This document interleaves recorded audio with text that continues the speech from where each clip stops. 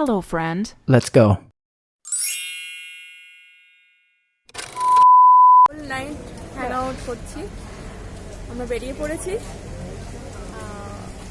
Let's go, দেখা যাক কোথায় যাই। আমরা একটা বিষয় লক্ষ্য করে দেখেছি, আমার সাথে জুনিয়রদের এবং সিনিয়রদের সম্পর্ক বরাবরই ভালো, শুধুমাত্র আমার বন্ধু বান্ধবদের সঙ্গে আমার মিস ম্যাচ হয়ে যায়। আর সেটা স্কুলেই হোক, ইউনিভার্সিটিতেই হোক কিংবা কলেজে, সব ক্ষেত্রেই একই ব্যাপার ঘটতে দেখি। আমাদের হস্টেলে আমাদের সাথে বিটেকের বোনেরাও থাকতো। এখন সঙ্গে যে রয়েছে ওর নাম স্বাগতা। 2022-এর 27 ডিসেম্বর ও আর আমি বেরিয়ে পড়েছিলাম সারা রাত ধরে হাঁটবো বলে। আসলে ওরই মন খারাপ ছিল, ও আমাকে বলল যে সারা জীবনেও কখনোই নাকি রাতের বেলা ওরকমভাবে থাকিনি বাইরে কোথাও।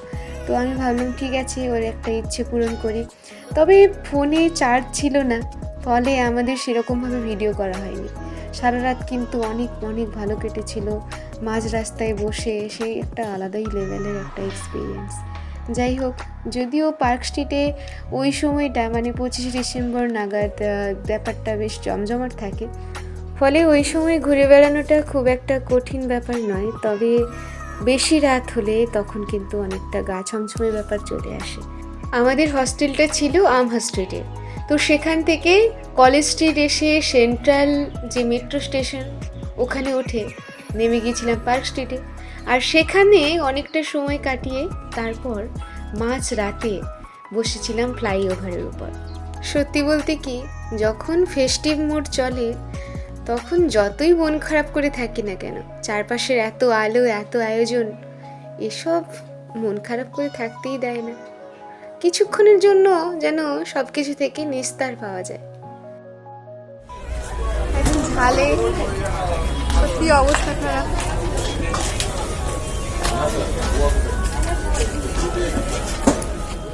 একই তো আমার ভাঙা ফোন, তার উপর সাগর ফোন পুরোপুরি সুইচড অফ, ফলে ওর মা বারবার আমাকেই কল করছিল।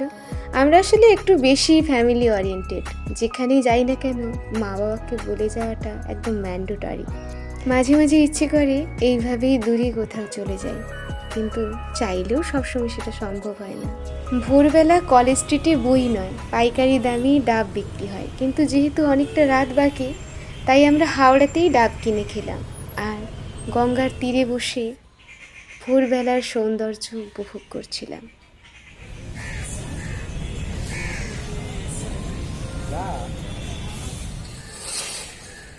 কলেজ স্ট্রিটের রাস্তা একদমই ফাঁকা। সকালের সঙ্গে দিনের বেলা বা দুপুরবেলা বা রাতের বেলা প্রত্যেকটা মুহূর্তের এত পার্থক্য এখানে। অন্য সময় ধরুন এত বইয়ের দোকান দেখতে পাওয়া যায়, এখন সেটা কিছুই নেই, ফাঁকা একদম। ঠিক তেমনি কাল রাতে যখন আমরা নিউ মার্কেটে যাই, তো তখন তার চেহারা দেখি সকালের যে ওই ভিড়ের চেহারা, একটা সুন্দর ভোরের অপেক্ষা করছিলাম, আর সেই ভোরটা এইভাবে হবে ভাবতে পারিনি। সারা রাত ঘোরার পরেও এত ফ্রেশ একটা সকাল। আজ এইটুকু থাক, দেখা হচ্ছে পরের ব্লগে।